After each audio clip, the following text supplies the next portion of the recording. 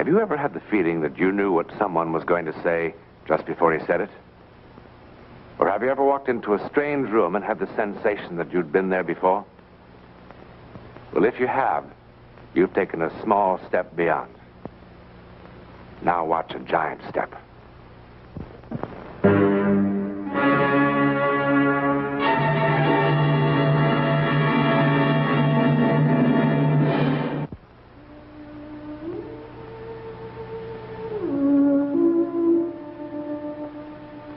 Do you like ancient castles? Well, this is a very special one. There are no ghosts who wail or rattle chains. There's nobody buried in the walls. But there is something that sets it quite apart. Something that happened in this very room centuries ago. As a matter of fact, it is still happening. Mr. Physician, what is this message? How is Jamie? Your son is dying, my lord. Dying? How can he be dying? Jamie! Jamie, lad, what's this stupid old fool talking about? Oh, get up, Jamie. Come, we'll pull their foolish old beards and send them running. Jamie. Lad. They told me you were the cleverest physician in all Europe. And this man's been with me for 20 years. And yet you stand here, the two of you in your velvet robes, like a couple of scrawny old women. I have bled the boy 7 times with leech and lancet. I have used lotions and emetics and plasters. If he's dying, you've done nothing. How could he be dying? My oldest son. My dearest son. How could he be dying? The Black Death could not kill him. It killed his mother. It killed his younger brothers, all except one. My daughter. But not Jamie. Yes, he seemed a strong young man. At first, I was hopeful. At first, I was hopeful. How can you stand there and take his death so lightly? My lord. Why is he dying? I don't know, my lord. You don't know? At first, I thought it was a turgid condition of the blood. You don't know? You calmly tell me he's dying. And you don't know why. My lord. You're a fraud. I have treated princes and kings. Oh, worse than a fraud. What are these? My medicines, of course. All your poisons. When you came here 12 days ago, my son was ill, but he wasn't dying. Well, what have you done with him? My lord, I cannot accept such an insinuation. With my lord's permission, I will leave at once. No, you will not, please. Stop him. What is this, a plot? A plot against me? No, my lord. Because of Jamie. Through Jamie. Do you hope to get at me? What have you been paid? No. Come on, tell me, what have you been promised? Very well. One thing I'll promise you. The day that Jamie is buried, each one of you will be buried. I must remind my lord that I am under the protection of the Prince of Padua. You are in my castle, Mr. Physician. The Prince of Padua is a long way away. But I have done everything I could. This is so unfair. Jamie! Hey, lad, rest now. Now take it easy. Take it easy. In his delirium, he has called this woman's name constantly. I asked the servants. They say there was a young girl of that name living in your village for some months. They say the young man was most fond of the girl. Most fond? Idle women's chatter. She was a pretty thing. She had a bright way with her. But she meant nothing to my son. And yet He constantly speaks her name as he lies dying. What has the girl got to do with it? I think a great deal, my lord. Why did you send her away? Her father was a wheelwright. He had completed his business in the village. He moved on. The servants say otherwise. And so, you would prefer to listen to the servants? The boy will certainly die. I do not wish to be murdered, my lord. Why was the girl sent away? I told Jamie to give her up. And he defied me. For the first time in his life, he defied me. A loving son defying his father. The girl had bewitched him. My lord. What are you trying to say? How soon after the girl was sent away did the illness begin? I don't know. A week, I suppose. Scarce 3 days, my lord. Well, if you know, why do you ask me?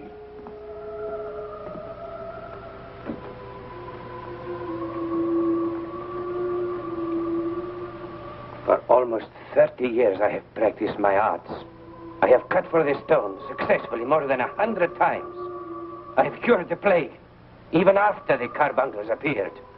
I have trepanned into the skulls of princes, releasing the noxious vapors, and they have prospered.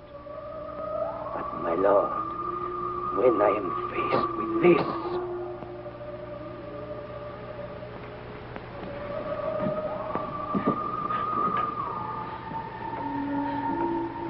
Mark the way he breathes, as though all the tubes in his body had been knotted. I have seen such agony before, my lord. In Naples, in Lausanne, in a village near Lyon. Each time the victim died. Each time I was helpless. Why? My lord just spoke the word. What word? Bewitched. Are you trying to save yourself? If you think so, kill me now, my lord. She's just an ordinary girl. She's not a vagabond. She's not a gypsy. In Geneva, I saw 2 children, aged no more than 10, and of a splendid merchant family, whose acts of witchcraft were beyond belief. Oh. Jimmy! My lord. No, Jerry!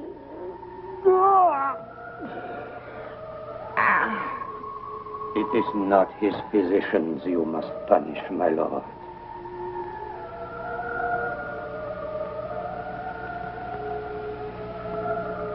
Find the girl. Bring her to me.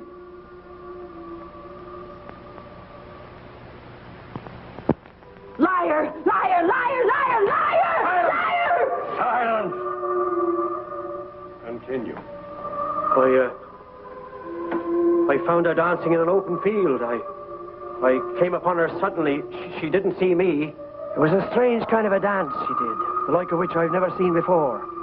And as she danced, she laughed and uttered strange cries. And then the skies were full of clouds, and it started to rain. And I was terrible frightened. I have danced many times, and I was always laughing. And why not? I was happy. I was in love, and I was loved. The maid will remain quiet. How could I not laugh and sing when Jamie loved me? Silence! No matter how many of his witnesses lie, I did not harm him. How could I harm my darling Jamie? Tell the court all that you told me. Well, my lord, I... You told me she caused all the milk suddenly to turn sour. She did. And you saw imps flying in the air above her head. On 2 occasions, me lord. I did. And like all the other witnesses, didn't you see me whirl a cat in the air? I'd disappear after saying magic words. My oldest son is lying dead. And the witch mocks me. Catherine, with thine own hands, thou hast placed thy mark in the black book of perpetual death. Thou art a sorcerer and a witch. Now then, Catherine, hear the awesome sentence of this civil court. Thou shalt be remitted forthwith into the hands of the public executioner. No, no. To be taken to an open field, 100 rods from the castle gates. There thou shalt be bound to a wooden stake with leather thongs and burned. No! Take her! You take him from me! And now you kill me! Take her away! As much as I loved him, that's how much I hate you! If it's true! If I do possess the power you see, I curse you! And I curse all that follow you and bear your name! Since Jamie, your firstborn son, died before his father, so will it be in every generation! Take her! I Take her away! curse you! Burn her!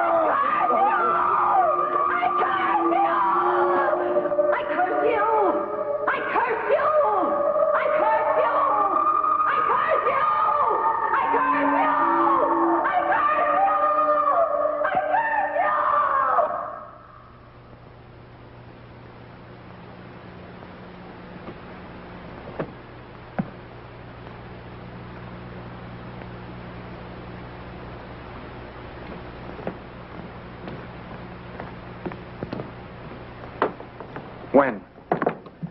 It's almost over, I'm afraid. How much longer? Who knows? About an hour, at the most.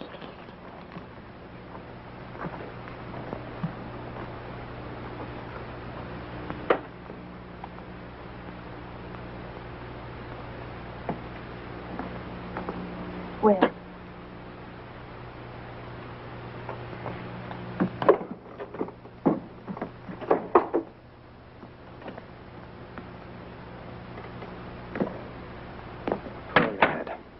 Well, at least there's this to be said. That foolish superstition is finally being laid to rest. An oldest son is surviving his father. The Sunday papers will have to give up one of their favorite little tales. Peter, if you could convince Will of that, it might save his sanity. What? Didn't you see his face? He's very devoted to the Earl. He's feeling great sorrow. And even greater terror. Oh, now, Harriet, don't let's start that. I know him. He's my husband. He's absolutely certain that he has less than an hour to live. Will's an intelligent man. Peter, intelligence has nothing to do with it. He feels that you pass the sentence of death on him.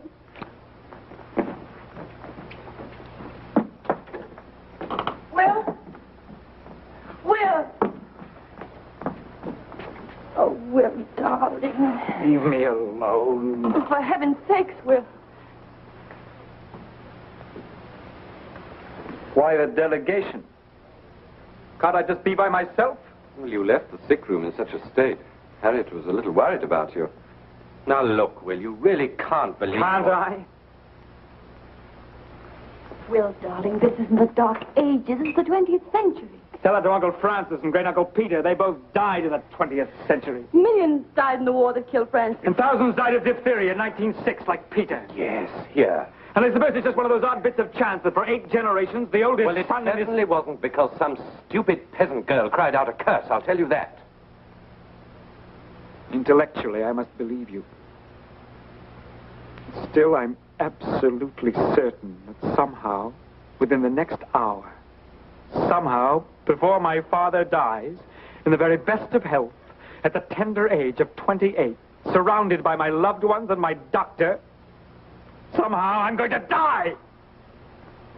This emotionalism is senseless. Now, look, Will, I'm going to prepare a sedative for you that will put you to sleep for a couple of hours. No! Don't tell me no. I'm your doctor. Will, darling. Go after him. Tell him I'll not take his sedative. But, darling... Do as I say! Why, if it let you get some sleep? Can't you imagine why? Don't you know what wonderful thoughts are whirling around in my head? How is young William to die? A bolt of lightning? There isn't even a cloud in the sky. Will I be run over by a train? Here, in my own house? Or will the roof fall in? It's managed to stay up there for 800 years. Oh, Will, you aren't going to die. Or will my doctor make a mistake? Prescribe the wrong medicine, the wrong dosage? Will, you're breaking my heart. Or will my darling wife become weary of her babbling husband and take a shotgun down from the wall and put him out of his misery? Stop it! Stop it! Stop it, Will! Oh, my darling. Oh, my darling. Tell him no sedative.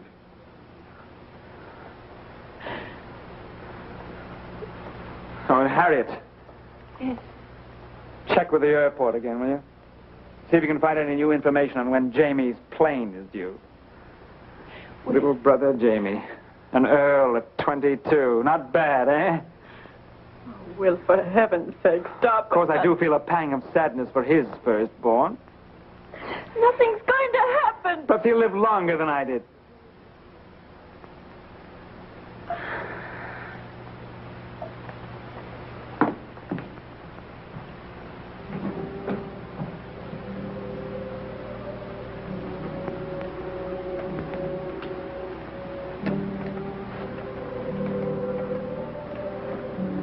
How is it possible? How can I die? How? How?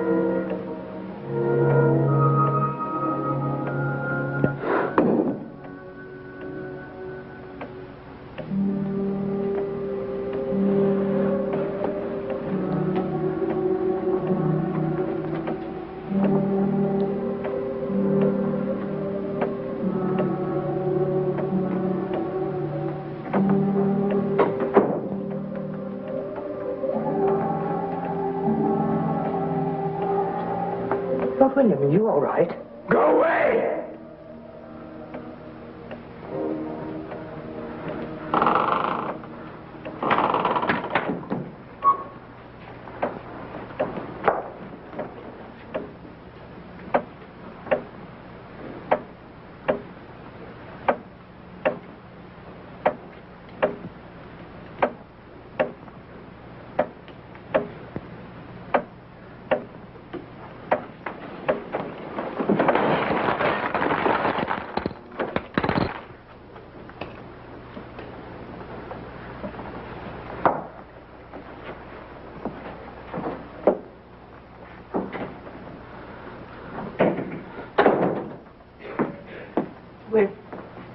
I told you to leave me alone. Your father just died. It happened very quickly, just a few minutes ago. There wasn't even time to call you to the bedside. How's that possible? How can it be? You see? The curse was childish nonsense.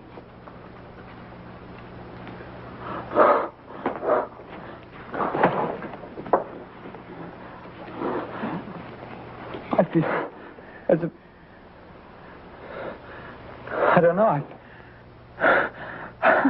I feel as if I'd just been born again. I feel as if a ton of rock had been lifted from my chest. He's dead. He's really dead. I can't tell you what these last minutes have been like.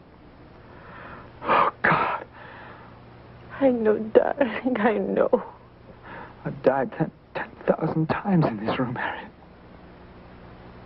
Suddenly, everything's all right.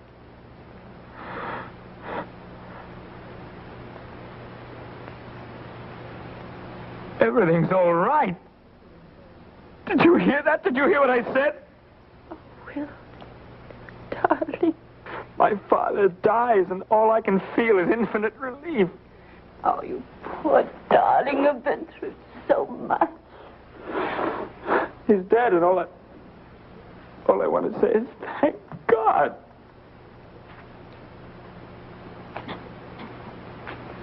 There now. There. Come, sit down. Sit down, darling. Come on, sit down. There. Don't cry. Now that it's all over, the doctor can give you that sedative. You can get some sleep.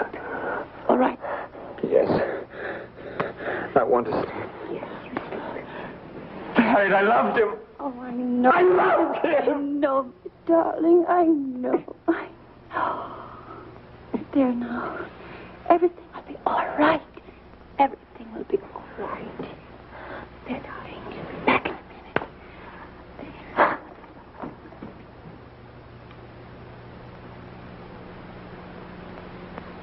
Father. I'm working as fast as I can. Now just you relax, or I'll give you a shot, too. When he wakes up, he'll be all right. I hope so. I hope I've done the right thing. Of course you did the right thing. Poor chap's been under a strain enough to kill a horse.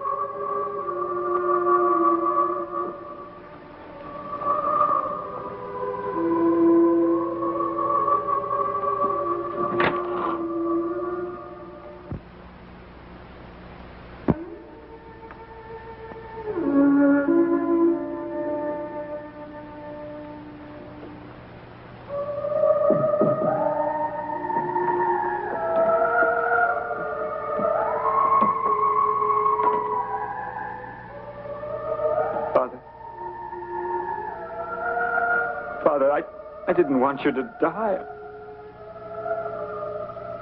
It's just... I was so afraid.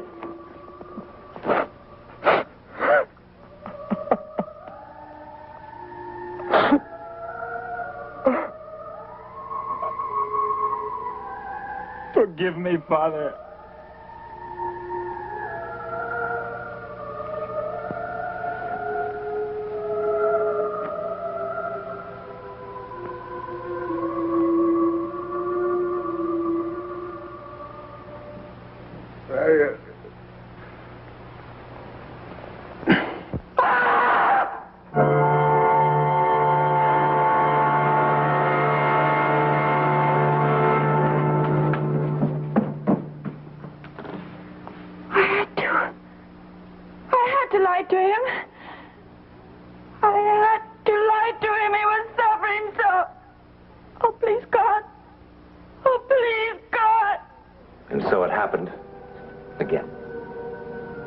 In 1951, William's younger brother opened the castle to tourists who come in droves to see the place where the firstborn son of each generation was cursed by a witch so many, many years ago. But certainly Catherine could not have been a witch. Certainly her trial was a farce, and her death a tragic injustice. But then why has her curse been so effective? Well, if we want to fall back on our old friend, coincidence, the odds on such a coincidence are 3 billion to 1. In any event, James, the present Earl of Culdain and William's younger brother, has never married. Curse or coincidence, the Culdain line will end with him. A clue about next week in one moment. Next week, and every week, we'll be bringing you the personal records of the rarest kind of human experience. Man's adventure in the world of the unknown. That mysterious psychic world beyond our 5 senses. This is your invitation to take with us that astonishing one step beyond.